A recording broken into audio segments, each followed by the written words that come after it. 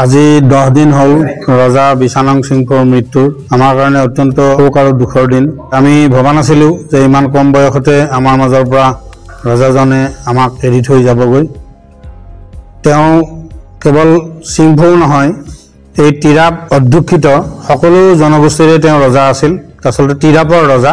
গতিকে আমি এইটোৱে বিচাৰিছো যে তিৰাপৰ ৰজাৰ পিছত ৰাজকুমাৰক ৰাইজে মিলি ৰজা হিচাপে প্ৰতিষ্ঠা কৰা উচিত। মণিপুৰত তথা আমাৰ অসমতো তিৱাসকলে কাৰ্বিসকলে এই ধৰণে আমাৰ বিভিন্ন জনগোষ্ঠীয়ে ৰজা হিচাপে নিজৰ যেটো পৰম্পৰা তাৰ আধাৰত মেইনটেইন কৰি আছে। গতিকে সেইটো উচিত বুলি আমি ভাবো। এগৰাকী ৰজা হৈও দেশ আৰু জাতিৰ স্বাৰ্থত এজন সাধাৰণ নাগৰিকৰ যি দায়িত্ব আৰু কৰ্তব্য বা অকল সিংহও নহয়, গোটেই অসমৰ খিলঞ্জীয়াসকলৰ দায়িত্ব আৰু কৰ্তব্য উপলব্ধি কৰিয়েই তেওঁ দিল্লীলৈকে গৈ তেওঁ ধৰ্ণা কাৰ্যসূচীত অংশগ্ৰহণ কৰিছিল।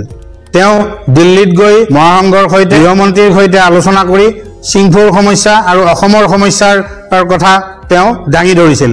গতিকে তেওঁৰ এটা বিপ্লৱী ভূমিকা ভিতৰে ভিতৰে আছিল, এই কথাটো বহুতে হয়তো নাজানে।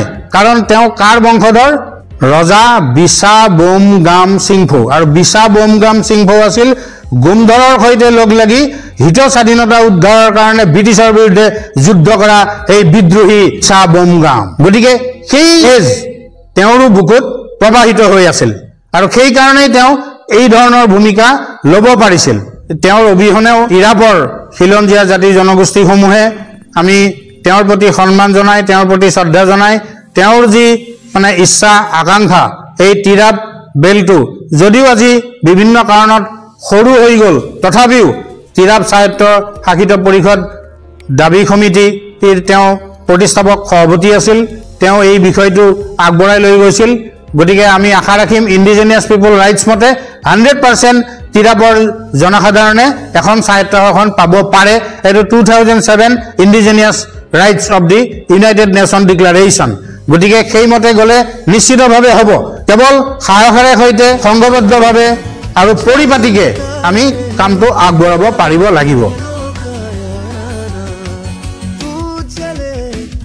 करोड़ों दिलों में करके घर स्प्लेंडर तय कर रहा है याराना मीलों का हीरो स्प्लेंडर याराना।